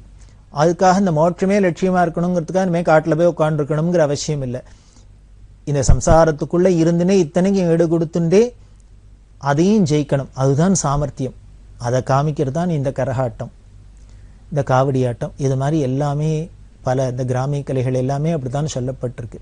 பெரிய பெரிய தத்துவார்த்தங்கள் தான் நமக்கு ஜனரஞ்சகமான கலைகள் மூலமா நமக்கு நிரூபணம் பண்ணப்படுது. அதெல்லாம் தெரிஞ்சுட்டு தான் பெரியவா என்ன பண்ணா, இதோட பெருமையெல்லாம் உலகத்துக்கு எடுத்து காமிக்கணும். நாம மட்டும் தெரிஞ்சுட்டா போறாது, உலகமே தெரிஞ்சுக்கணும். அப்படிங்கிறதுக்காக இந்த ஆகம சில்ப சதஸ் கூட்டி பல்வேறு நாட்டிலேருந்து எல்லாரையும் வரவழைச்சு அறிஞர்கள்லாம் வந்து எல்லா கலைஞர்களும் வந்து அவளோட கலை நிகழ்ச்சிகள்லாம் தினம் நடத்தி காமிச்சு இதோட பெருமையெல்லாம் எடுத்து சொல்லி இப்படி பல விதத்திலையும் பண்ணினா. வில்லுப்பாட்டு அப்படின்னு ஒண்ணும், அந்த வில்லுப்பாட்டுல பாரத கதையெல்லாம் சொல்றது. பெரியவா ரொம்ப ரசிக்கிறது. நமது தேசம் காலங்காலமா இப்படி தர்ம வழியிலேயே எல்லா ஜனங்களுக்கும் ஒரு தர்ம சிந்தனையோட நல்ல வழியிலேயே இருந்ததுக்கு காரணம் மகாபாரதம்ங்கிற ஒரு கதை. இந்த மகாபாரதம்ங்கிறது பெரிய இதிகாசம், வியாசாச்சாரியால் பண்ணினது. அதுல பார்த்தேன்னா இனிமே வாழ்க்கைக்கு வேணுங்கிற அத்தனையுமே குமிஞ்சு கிடக்கு. மனுஷன் எப்படி இருக்கணும், ஒரு தர்மபுத்திரர் மாதிரி இருக்கணும். மனுஷன் எப்படி இருக்கக்கூடாது, ஒரு துரியோதனன் மாதிரி இருக்கக்கூடாது. ஒரு ஸ்திரீகள்னா எப்படி இருக்கணும், இப்படி இருக்கணும். ஒரு ஸ்திரீகள்னா எப்படி இருக்கக்கூடாது, இவாள மாதிரி இருக்கக்கூடாது. இப்படி எதெல்லாம் எப்படிலாம் இருந்தா நல்லது, எப்படிலாம் இருந்தா கெடுதல், எப்படிலாம் இருக்கணும், எப்படிலாம் இருக்கக்கூடாது, இப்படி பல விஷயங்களும் நமக்கு சொல்றது இந்த மகாபாரதம்ங்கிறது. நமது பாரத தேசத்துல இதுக்கு என்ன பண்ணியிருக்கா ராஜாக்கள்லாம் அப்படின்னர், கோவில் தானே நமக்கு எப்பொழுதுமே நம்மளோட கலாச்சாரத்துக்கோ நம்ம வாழ்க்கைக்கோ நமக்கு எல்லாத்துக்குமே ஒரு கேந்திரமா இருந்தது. நமது சனாதன மதத்துல, நமது பாரத தேசத்துல, பண்டைய பாரதத்துல. அதனால இந்த கோவிலை சுத்தியே தானே எல்லாமே இருந்தது. இந்த கோவில்ல எப்படி சுவாமியோட சாநித்தியத்துக்காக வேத கோஷங்கள்லாம் பண்ணி பூஜை எல்லாம் பண்றது ரொம்ப முக்கியம்னு ராஜாக்கள்லாம் நினைச்சு அதுக்கு மானியங்கள்லாம் விட்டாலோ, அதே மாதிரி இந்த கோவில்ல தினம் பாரதம் சொல்லணுங்கிறதையும் ஒரு நியதியா வச்சிருந்தா. இந்த பாரதம் சொல்றதுக்குன்னே அந்த கிராமத்துல ஜனங்கள்லாம் கலைஞர்கள்லாம் இருந்தா. இன்னமும் கூட ஒரு சில இடத்துல இருக்கா. இது ரொம்ப குறைஞ்சுன்னு வருது. இதை திருப்பி விருத்தி பண்ணணுங்கிறதுக்காக தான் இந்த ஆகம சில்ப சதஸ்லாம் பெரியவா நடத்தினது. இன்னமும் காஞ்சி காமகோடி பீடத்தோட ஆதரவில் வருஷா வருஷம் நடந்துன்னுலாம் வருது. இது இன்னும் விமரிசையா நடக்கணும், இன்னும் இதுக்கெல்லாம் புத்துயிர் ஏற்படணும். அதுக்கு பெரியவா தான் ஏற்பாடு பண்ணி வச்சிருக்கா. அதுல பார்த்தேன்னா பாரதம் படிக்கிறது அப்படின்னு கோவில்ல வச்சிருந்தா. எதுக்காக அப்படின்னா, ஒரு நல்ல விஷயங்களை மட்டும் ஏதோ ஒரு தரம் படிச்சா ஒரு தரம் கேட்டா போராது. அது நல்ல விஷயங்கள்லாம் மனசுல படியறதோ பதியறதோ, அது படிஞ்சா போருமா பதிஞ்சா போருமா, அதை வாழ்க்கையில நம்ம பிராக்டிஸ் பண்ற அளவுக்கு வரணும். அப்பதான் நாம நல்ல விஷயங்கள் கேட்டதோட பலன். அதுக்காகவே இந்த நல்ல விஷயங்களை எப்பொழுதும் கேட்டுட்டே இருக்கிறது, அடிக்கடி கேட்கறது அப்படிங்கறதெல்லாம் ஒரு சம்பிரதாயமா வச்சிருக்கு. சார் ராமாயணம் தெரிஞ்ச கதை தானே சார், பாகவதம் தெரிஞ்ச கதை தானே சார், பெரியவா சரித்திரம் தெரிஞ்ச கதை தானே சார், பாரதம் தெரிஞ்ச கதை தானே சார், திருப்பி திருப்பி இது எதுக்கு சார் அப்படின்னா, திருப்பி திருப்பி கேட்கணும், திருப்பி திருப்பி கேட்கணும். ஏன்னா இந்த கலியில பார்த்தீங்கன்னா இந்த உலகத்துல கெட்ட விஷயங்கள் தான் எப்பொழுதும் நாலா பக்கமும் சூழ்ந்துட்டே இருக்கு. அதுலேருந்து நாம தப்பிச்சுக்கணும்னா நல்ல விஷயங்களை கேட்டுட்டே இருக்கணும். அதனால இதை திருப்பி திருப்பி கேட்க கேட்க நமக்கு லாபம் தானே வழியே நஷ்டம் கிடையாது. அதுக்காக தான் என்ன பண்ணா ராஜாக்கள்னா இதுகளுக்கெல்லாம் மானியம் கொடுத்து, இந்த பாரதம் சொல்றவாளுக்கெல்லாம் மானியங்கள்லாம் கொடுத்து, அவ தினம் சாயந்தர வேளையில இந்த பாரத கதையை சொல்லணும் அப்படின்னு. அந்த காலத்துல எல்லா ஜனங்களுக்கும் வேற ஒன்றும் என்டர்டெயின்மெண்ட்டுக்கு விஷயம் இல்லாததுனால இந்த கோவிலுக்கு போய் சுவாமி தரிசனம் பண்ணினாப்புல ஆச்சு, பக்தியும் வளர்ந்தது. இந்த நல்ல கதையை கேட்டு தங்களோட வாழ்க்கையும் ஒரு பயனுள்ளதா நல்ல வழியில போறதுக்கும் ஒரு ஹேத்துவா இருந்தது. அதனால இந்த பாரதம் சொல்றது அப்படிங்கிற ஒரு பழக்கம் இருந்தது. தெருக்கூத்து அப்படின்பா, இந்த தெருக்கூத்தாவும் அதை நடிச்சு காமிக்கிறது, கதையாவும் சொல்றது ரொம்ப அழகாவே இருக்கும், ரொம்ப நல்லா இருக்கும். இந்த கிராமிய கலைகள்ல நீங்க போய் கேட்டு பார்த்தேன்னா தெரியும், இந்த பாரத கதாவா சொல்றதும் அந்த உருக்கமும் அவ ரொம்ப நன்னாவே இருக்கும், நம்ம மனசை தொடராப்புல தான் இருக்கும். அந்த பாரதத்துக்கு உண்டான இந்த ஆகம சில்பசஸ்ல அந்த தெருக்கூத்துக்கெல்லாம் புத்தியர் கொடுக்கணும் அப்படின்னா அதுல வில்லுப்பாட்டு அப்படின்னு ஒரு நிகழ்ச்சி. இந்த வில்லுப்பாட்டு மூலமா, அதாவது ஒரே விஷயமா இருந்தா கூட அதை பல தினசுல சொன்னோம்னாக்க நமக்கு ஜனங்களுக்கு ஒரு அட்ராக்ஷன் வரும், அதுல ஒரு ஆகர்ஷணம் இருக்கும். அதுக்காக தான் இந்த வில்லுப்பாட்டு மூலியமா கதைகள்லாம் சொல்றது. இந்த வில்லுப்பாட்டு அப்படிங்கிறது ரொம்ப அபூர்வமான ஒரு விஷயம். அந்த வில்லுப்பாட்டு கலைஞர்கள்ல ஒருத்தர் சுப்பு ஆறுமுகம் அப்படின்னு ஒரு பெரிய கலைஞர், ரொம்ப பிரபலமான கலைஞர். அவருக்கு ஏற்பட்ட அனுபவம், அவர் பெரியவாள்கிட்ட ரொம்ப பரமபக்தி, பெரியவாள்கிட்ட ஒரு சமயம் பேசிட்டு இந்த ஆகம சில்ப சதஸ்ல அதுக்கப்புறம் தொடர்ந்து பல வருஷங்கள் நடந்துட்டு இருக்கு இந்த ஆகம சில்ப சதஸ். அதுல ஒரு ஆகம சில்ப சதஸ்ல சுப்பு ஆறுமுகத்திட்ட பெரியவா சொன்னா, அப்பர் சரித்திரம் சொல்லு அப்படின்னு. அப்பர் சுவாமிகளோட சரித்திரத்தை வில்லுப்பாட்டுல சொல்லணும் அப்படின்னு. அவருக்கு அது பழக்கம் இல்லை. ஆனா பெரியவா உத்தரவு பண்ணிட்டா, இவர் இதுக்காக தயார் பண்ணி, அதாவது புதுசா ஒன்ன தயார் பண்ணி சொல்லணும் அப்படின்னா கொஞ்சம் கஷ்டமான காரியம்தான். ஆனாலும் கஷ்டமான காரியம்னாலே ஒரு சிரமப்பட்டு ஒரு காரியம் சாதிச்சாலே தானே அதுதானே பெரிய சாதனை, அதுல ஒரு சந்தோஷம் இருக்குமே. அதனால இது மாதிரி சுப்பு ஆறுமுகமும் என்ன பண்ணினார், இந்த அப்பர் சரித்திரத்தை தயார் பண்ணிட்டு வந்து சொல்லி பெரியவாளோட சந்தோஷத்தை அடைஞ்சு, அதுக்கு மேல பெரிய அவார்டு வேணுமா என்ன, பெரியவாளோட அனுகிரகத்தை அடைஞ்சார். இப்படி அதுக்கப்புறம் நிறைய சந்திப்பு எல்லாம் ஏற்பட்டிருக்கு, பல விஷயங்கள்லாம் பேசிட்டு பெரியவா ஒரு நாளைக்கு சொன்னா, ஆமா வில்லுப்பாட்டுல அந்த வில்லு இருக்கும், உடுக்க வச்சுன்னு வாசிப்பா, இதெல்லாம் பண்ணுவா, ஃப்ளூட் வச்சுப்பியோ அப்படின்னா, புல்லாங்குழல் வச்சுக்கிறது வழக்கம் இல்லையோ அப்படின்னு கேட்டா. பெரியவா சொன்னா, நீ வில்லுப்பாட்டு ஸ்டேஜில் உட்காந்து பார்த்தே நான் ஏன் தெரியுமா அதையே பார்த்துட்டு இருக்கேன் அப்படின்னா. அதாவது நம்ம கதை சொன்னா கேட்டுட்டு தான் இருப்போம், ஏன் பார்த்துட்டு இருக்காருன்னா பெரியவா சொல்றா, அந்த நீ கையில மேடையில வச்சுருக்க அந்த வில்லை பார்த்தாக்க ராமரோட ஞாபகம் வருது, கூட பக்கவாத்தியமா வசிக்கிற உடுக்கு, இந்த உடுக்க பார்த்தாக்க டமருகத்தை பார்த்தாக்க பரமேஸ்வரன் ஞாபகம் வருது, பரமேஸ்வரன் கையில தானே இருக்கு. இப்படி ஒரு பக்கம் பார்த்தா சைவமா இருக்கு, ஒரு பக்கம் பார்த்தா வைஷ்ணவமா இருக்கு, இந்த ராமரும் பரமேஸ்வரனும் சேர்ந்து இருக்கிறாப்புல இருக்கு. அதனால இதை பார்த்தாலே ராமர் ஞாபகம் தான் வருது, பரமேஸ்வரன் ஞாபகம் தான் வருது.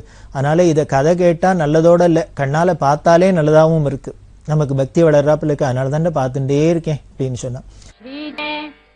இப்படி ஒரு பக்கம் பார்த்தா சைவமா இருக்கு, ஒரு பக்கம் பார்த்தா வைஷ்ணவமா இருக்கு, இந்த ராமரும் பரமேஸ்வரனும் சேர்ந்து இருக்கிறாப்புல இருக்கு. அதனால இதை பார்த்தாலே ராமர் ஞாபகம் தான் வருது, பரமேஸ்வரன் ஞாபகம் தான் வருது. அதனால இதை கதை கேட்டா நல்லதோட இல்லை, கண்ணால பார்த்தாலே நல்லதாகவும் இருக்கு, நமக்கு பக்தி வளர்றாப்புல இருக்கு, அதனால தானே பார்த்துட்டே இருக்கேன் அப்படின்னு சொன்னா. இது அவருக்கு ரொம்ப சந்தோஷமா இருந்தது. அப்பதான் கேட்டா, ஆமா புல்லாங்குழல் வச்சுக்கிறது இல்லையோ அப்படின்னு. உடனே அவர் திருநெல்வேலிக்காரர், அவர் சொன்னார், எங்க திருநெல்வேலிக்காரெல்லாம் இந்த புல்லாங்குழல் வடக்குத்தி வாத்தியம்னு அதை வச்சுக்கிறது இல்லைன்னா. உடனே பெரியவா சிரிச்சுட்டே சொல்றா, ஆமா ஆமா அது நார்த் இந்தியன் வாத்தியம்தான், கிருஷ்ணரோட வாத்தியம் தானே அப்படின்னு. இது சுருக்குன்னு மனசுல தச்சுது, பதிஞ்சுது சுப்பு ஆறுமுகத்துக்கு. அவர் சொல்லுவார், நமக்கு வடக்கு திக்கு கிழக்கு மேற்குன்னு திசையில போய் மயங்கி இருக்கோம், ஆனா பெரியவா எதுல ரமிச்சிருக்கான்னு எல்லா இடத்துலையும் ஈஸ்வரனை, சர்வ வியாபகமான அந்த ஈஸ்வரனை பார்த்து பார்த்து எங்கேயும் அவனோட நினைப்பாவே இருக்கிறதுனால, எப்பொழுதும் அவன் நினைப்பா இருக்கிறதுனால எதை பார்த்தாலும் அவருக்கு ஈஸ்வர ஞாபகம் தான் வருது. நமக்கு ஏதோ திக்குல மயங்கின்னு இருக்கோம், திசையில மயங்கின்னு இருக்கோம், மேற்குங்கிறோம் கிழக்குங்கிறோம் தமிழன்கிறோம் தெலுங்குங்கிற என்னெல்லாமோ இப்படிலாம் சண்டை போட்டுன்னு இதனாலாம் மயங்கிறதுனால நமக்குள்ள சண்டை சச்சரவு விரோதம் தான் வருதே வழியே ஒன்றும் ஒத்துமை வரல. ஆனால் மகான்களுக்கு எப்படி இருக்குன்னு எல்லாத்துலேயும் ஈஸ்வரனை பார்க்கறதுனாலே இந்த பக்தி இருக்கிறதுனாலேயே அவளுக்கு எதுலேயும் விருப்பு வெறுப்பு இல்லாத இருக்கு, தேஷம் இல்லாத இருக்கு அப்படின்னு அவர் ரொம்ப சந்தோஷப்பட்டார். அப்போ பெரியவா சொன்னாலும் அதையும் சேர்த்துட்டீங்கன்னா கிருஷ்ணரும் ஞாபகப்படுத்துறாப்புல இருக்கும். வில்ல பார்த்தா ராமர் ஞாபகம் வரும், உடுக்க பார்த்தா சிவன் ஞாபகம் வரும். இப்போ ஃப்ளூட்டும் இருந்ததுன்னா கிருஷ்ணர் ஞாபகம் வரும். இதுக்கு மேல ஒரு கலையில ஈஸ்வர ஸ்மரணையை கொண்டு வரத்துக்கு வேற என்ன பண்ணணும் அப்படி எல்லாம் சொல்ல அவர் ரொம்ப மனசு உருகி சொல்லுவார். பெரியவா அது சொன்னத்துலேருந்து அதுக்கப்புறம் ஃப்ளூட்டும் வச்சுட்டாதான் இந்த வில்லுப்பாட்டுக்கு இன்னும் சம்பூர்ணமா ஆறுது, பரிபூர்ணமா ஆறாப்புல இருக்கு அப்படி எல்லாம் சொல்லுவார். இது பெரியவாளோட மனோபாவத்தை காமிக்கிறது, அவளோட சமதிருஷ்டியை காமிக்கிறது, எதுலேயும் அந்த அழகை எப்படி ரசிக்கணும், எப்படி இல்லை நாம அனுபவிக்கணும் அப்படிங்கிறது காமிக்கிறது. இது சுப்பு ஆறுமுகத்துக்கு ஏற்பட்ட அனுபவம். திருமுருக கிருபானந்த வாரியார் எப்பொழுதும் இந்த ஆகம சில்ப சதஸ்கெல்லாம் வருவர். அவர் தன்னோட அறிவு புலமையினால உபன்யாசங்கள்லாம் பண்ணி ஜனங்கள்லாம் சந்தோஷப்படுத்துவர். அப்படி ஒரு தடவை வந்திருக்கிறதே பெரியவா முதல்ல பெரியவாளை தரிசனம் பண்ணி அப்புறம் அவ நிகழ்ச்சியில் அவளுக்கு என்ன டைம் கொடுத்துருக்காளோ அதில் போய் பண்ணுவாள். அப்படி வந்திருக்கிறதே பெரியவா கேட்டா என்ன சொல்ல போறேள் அப்படின்னு கேட்டா வாரியார்ட்ட. இன்னைக்கு என்ன விஷயம் சொல்றதா இருக்கேள் அப்படின்னு கேட்டோடனே வாரியார் என்ன பண்ணினார், பெரியவா அப்படி கேட்கறதையே மனசுல ஏதானு வச்சுன்னு இருக்கலாம். அதனால அவர் என்ன பண்ணினார், பெரியவா என்ன சொல்றாளோ அதை வேணா சொல்றேன் அப்படின்னு. அதாவது நாம ஒன்று தயார் பண்ணிட்டு போய் ஒரு இடத்துல சொல்றோம், இருந்தா கூட இப்படி ஒருத்தர் கேட்டாலே அவளுக்கு ஏதானே இதை சொல்லலாம் அதை சொல்லலாம் ஏதாவது சஜஷன் வச்சுட்டு இருக்காளோ அப்படின்னு கெட்டிக்காராளா இருந்தால் யூகிச்சுன்னு விடுவாளோ. இல்லை மாதிரி வாரியார் யூகிச்சுன்னு என்ன பண்ணார், பெரியவா ஏதானு சொல்ல சொன்னா அப்படி அதை வேணா சொல்றேன் அப்படின்னு. உடனே பெரியவா சொன்னா திருப்பாயை பத்தி சொல்லுங்களே அப்படின்னு. இதை எதிர்பார்க்கல வாரியார். உடனே அவர் சொன்னார், அது வைஷ்ணவ கிரந்தம் எனக்கு பரிச்சயம் இல்லைன்னார். அவர் ரொம்ப சுத்த செய்வர், அதுவும் முருகபக்தியில திளைச்சவர். இந்த திருப்பாவையில எனக்கு பரிச்சயம் இல்லை அப்படின்னார். உடனே பெரியவா சிரிச்சுன்னு சொல்றா, அதையும் பரிச்சயப்படுத்திக்கணும், அதுக்காக தான் சொல்லுங்கன்னு சொன்னேன்.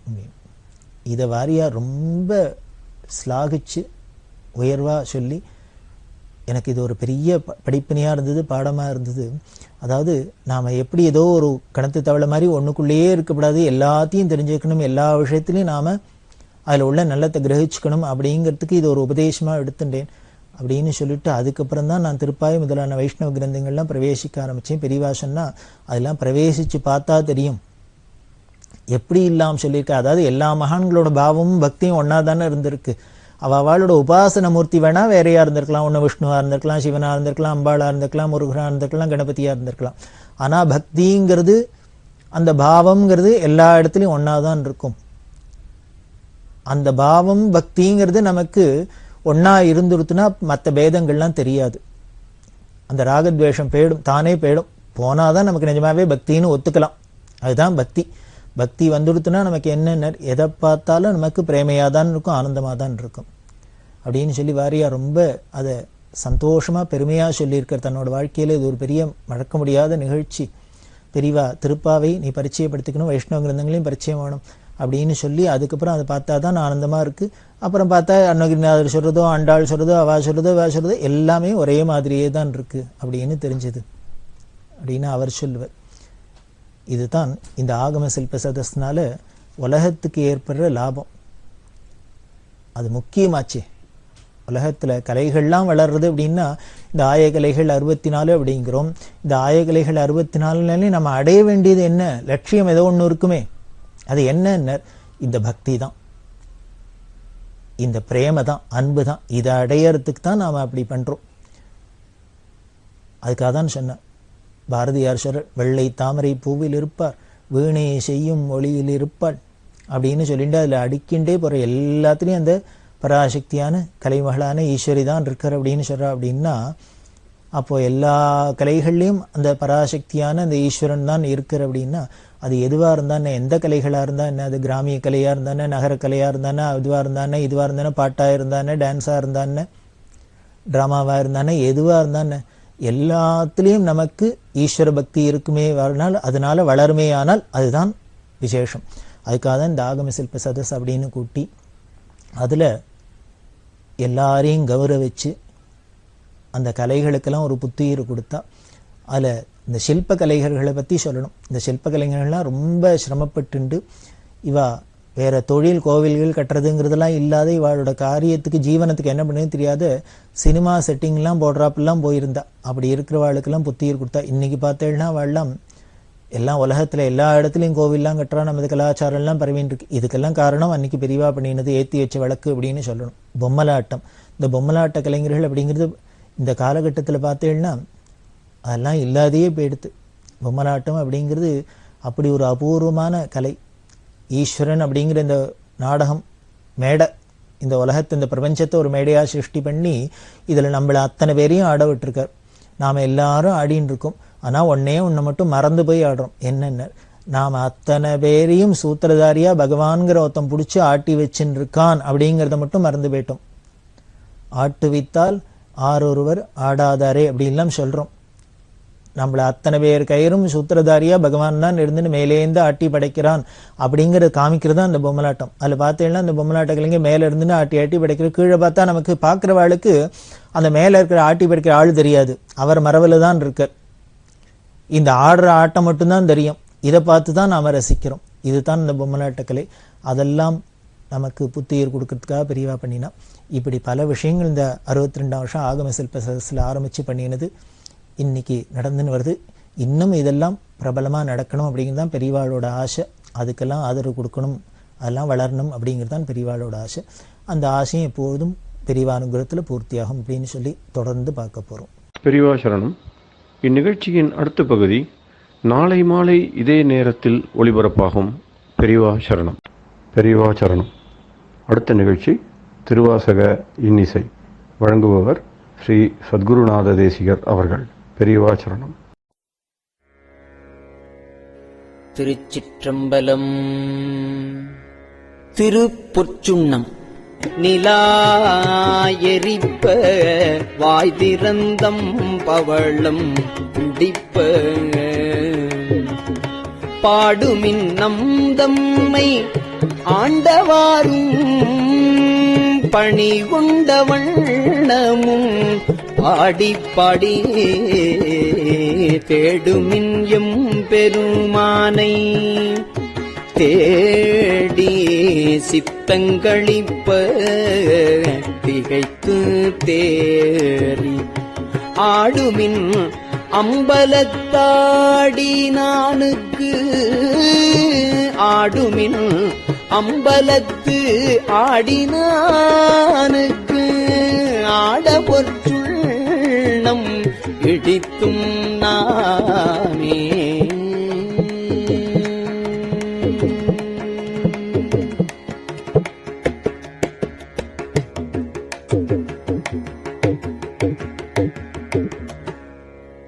மையமறு கண்டனை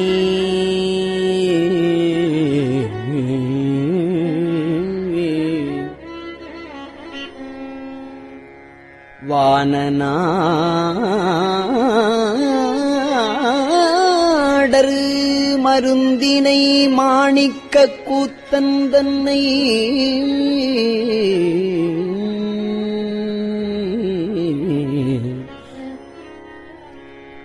ஐயனை ஐயர் பிரானை நம்மை அகப்படுத்து ஆட்கொண்டு அருமை காட்டு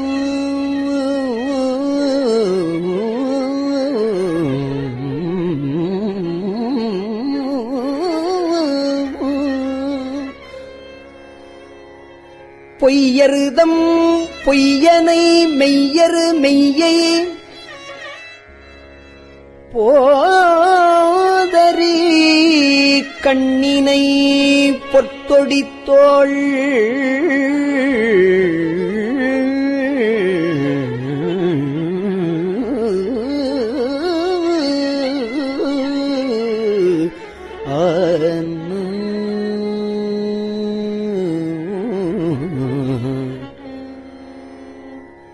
பையரவல்குல் மடந்தை நல்லி பொத்தொடித்தோள் பையரவல்குல் மடந்தை நல்லி பாடி பொற்றுண்ணம் இடித்தும் நாமே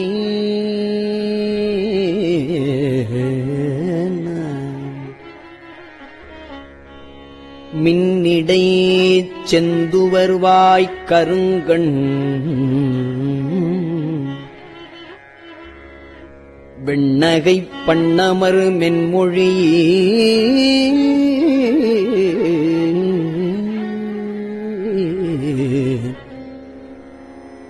என்னுடை ஆரமுது எங்கள் அப்பன் எம்பெருமா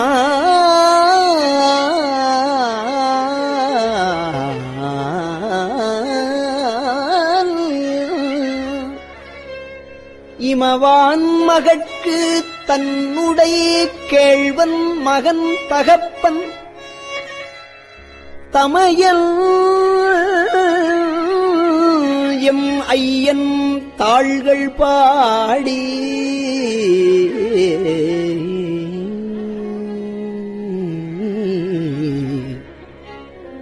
பொன்னுடை பூன்முலை மங்கை நல்லி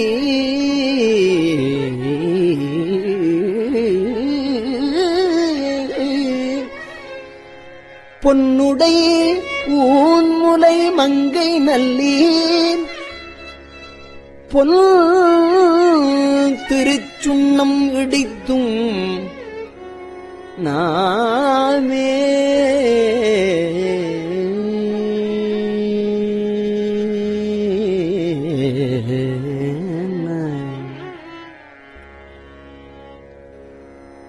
சங்கம் அரற்ற சிலம்பு ஒலிப்ப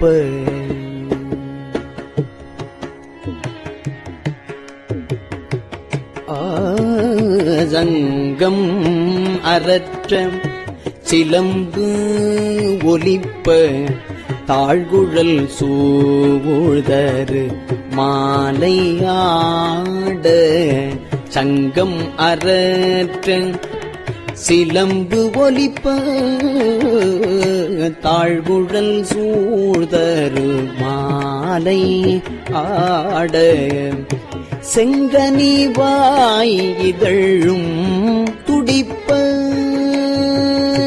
செங்கனிவாய் இதழும் துடிப்ப சேயிழையீர் சிவலோகம் பாடி கங்கை இறைப்ப அராயிரைக்கும் கற்றை சடை முடியான் கழக்கே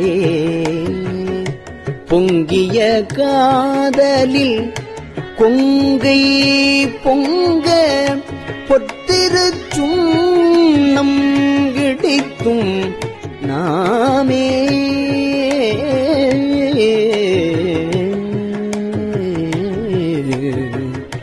ஞான கரும்பின் தெளிவை பாகை நாடற்கு அறிய நலத்தை நந்தா தேனை பழச்சுவை ஆயினானை சித்தம் புகுந்து தித்திக்க வல்ல கோனை பிறப்பறுத்து ஆண்டு கொண்ட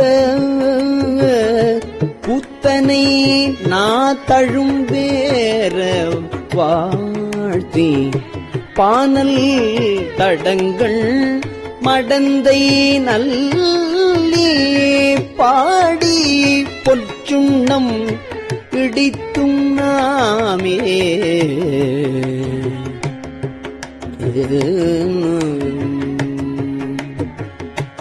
ஆவகை நாமும் வந்து அன்பர் தம்மோடு ஆட்சையும் வண்ணங்கள் பாடி விண்மேல் தேவர் கனாவிலும் கண்டறியா செம்மலர் பாதங்கள் காட்டும் செல்வ சேவகம் ஏந்திய வெல்கொடியான் சிவபெருமான் புறம் செற்ற கொற்ற சேவகன் நாமங்கள் பாடி பாடி செம்பொன் செய் சுண்ணம் இடித்தும் நாமே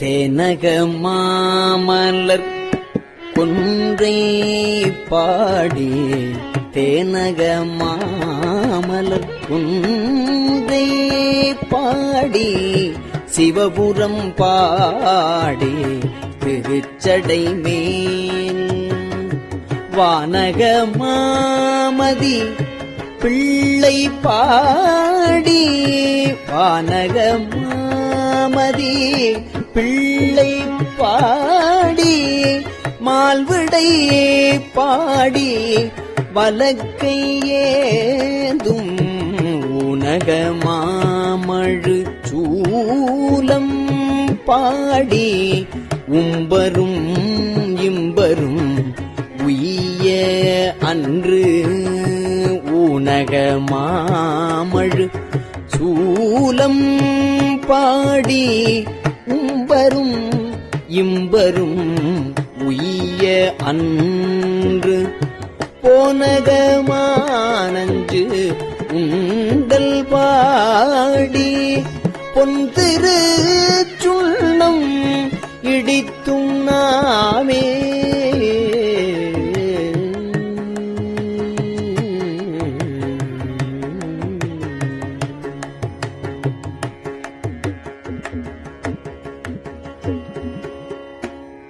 அயன்தலை கொண்டு செண்டு ஆடல் பாடி அருக்கண் எயிறு பறித்தல் பாடி அயன்தலை கொண்டு செண்டாடல் பாடி அருக்கண் எயிறு பறித்தல் பாடி கயந்தனை கொன்று உரிபோத்தல் பாடி காலனை காலால் உதைத்தல் பாடி இயந்தன முப்புறம் எய்தல் பாடி ஏழை அடியோமை ஆண்டு கொண்ட நயந்தனை பாடி நின்று ஆடி ஆடி நாதற்கு சுண்ணம் இடித்தும் நாமே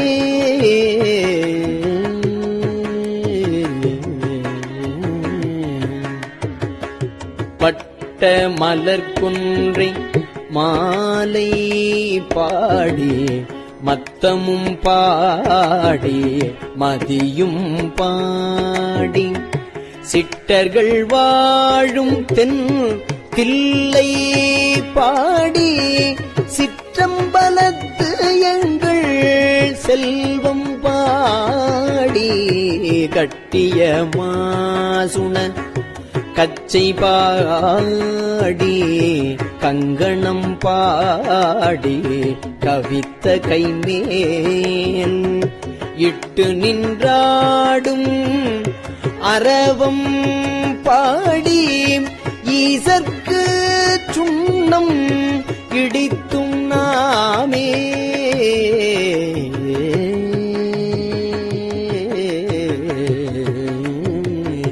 வேதமும் வேள்வியும் ஆயினார்க்கு மெய்மையும் பொய்மையும் ஆயினார்க்கு வேதமும் வேள்வியும் ஆயினார்க்கு மெய்மையும் பொய்மையும் ஆயினார்க்கு சோதியுமாய் இருளாயினார்க்கு சோதியுமாய் இருள் ஆயினார்க்கு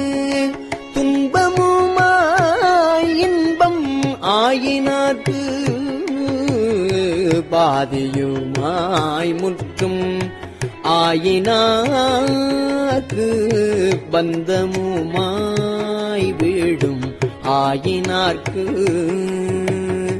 ஆதியும் அந்தமும் ஆயினார்க்கு ஆட பொற்சுண்ணம் இடிக்கும் நாமே ஆதியும் அந்தமும் ஆயினார்க்கு ஆட பொற்சுண்ணம் இடித்தும் நாமே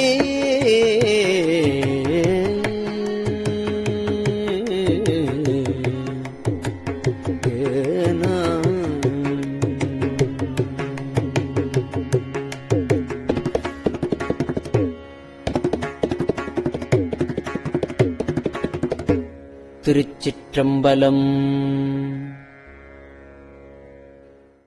பெரியவா சரணம். இந்நிகழ்ச்சியின் அடுத்த பகுதி நாளை மாலை இதே நேரத்தில் ஒளிபரப்பாகும். பெரியவா சரணம். பெரியவா சரணம். பெரியவா வானொலியின் இன்றைய நிகழ்ச்சிகளின் நிறைவாக திருப்பொன்னூசல் வழங்குபவர் சத்குருநாத தேசிகர் அவர்கள். பெரியவா சரணம். திருச்சிற்றம்பலம். திருப்பொன்னூசல். சீரார் பவளம் கால் முத்தம் கயிறாக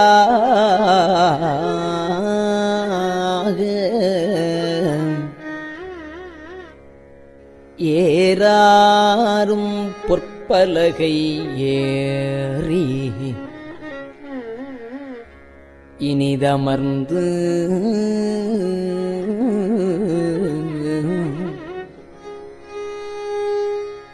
சீரார் பவளம் கால்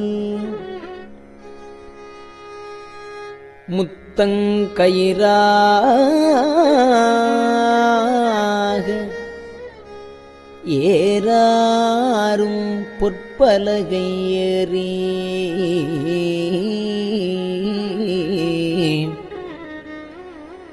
இனிது அமர்ந்து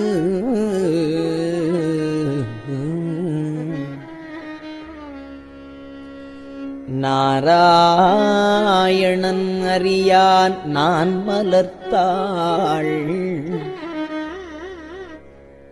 நாராயணன் அறியான் நான் மலர்த்தாள் நாயடியேற்கு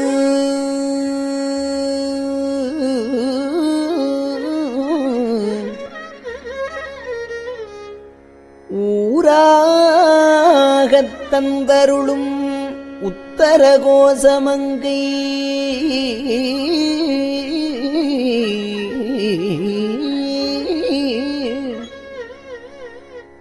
ஆறாமுதின்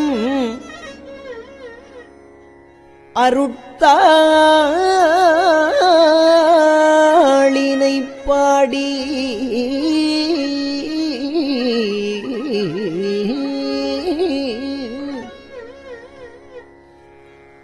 உத்தர கோசமங்கை ஆறாமுதில்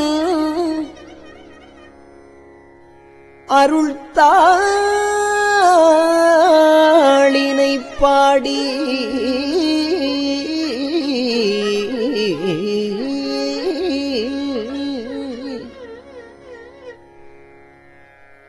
போரார் வேர்க்கண்மடவி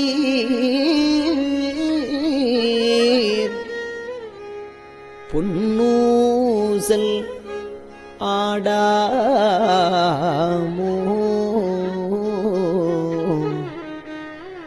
போரார் வேர்க்கண்மடவி பொன்னூசல் ஆடாமோ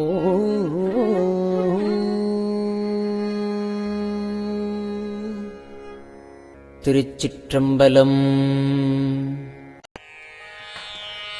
கஞ்சிவய காமாட்சி தங்குழலில் கண்குழந்தாய் சங்கரரே கஞ்சி வளர காமாட்சி கண்குழந்தாய் சங்கரரே குரு சந்திரசேகரரே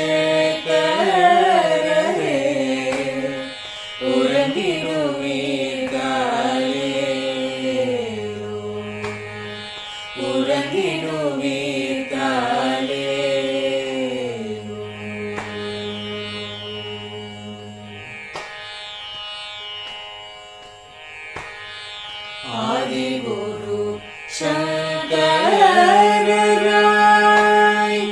அன்றொரு நாள் வந்தவரே அறுபத்து எட்டாகும் பீட்டபதி காலே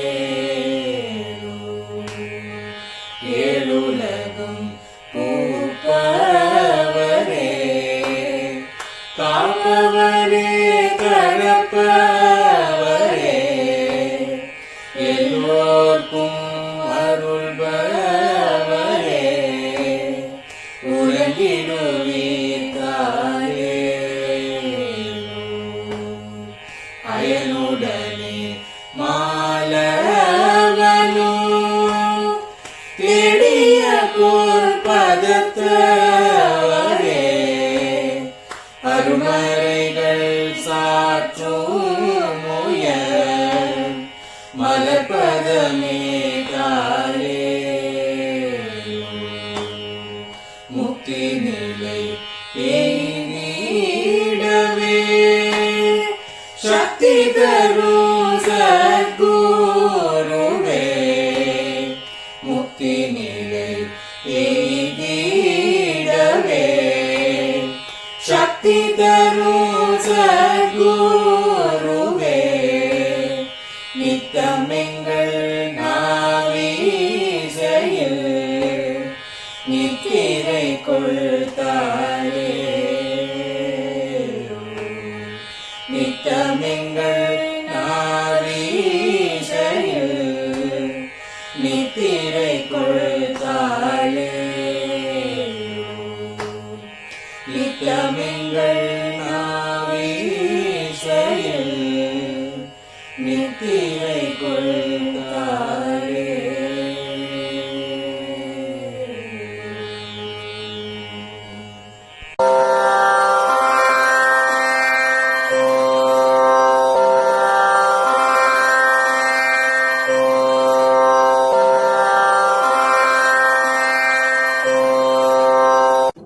பெரியவா சரணம். பெரியவா வானொலியின் மாலை நிகழ்ச்சிகள் இத்துடன் நிறைவடைகின்றன. எமது அடுத்த ஒளிபரப்பு நாளை காலை இந்திய நேரப்படி 6 மணிக்கு துவங்கும். பெரியவா சரணம்.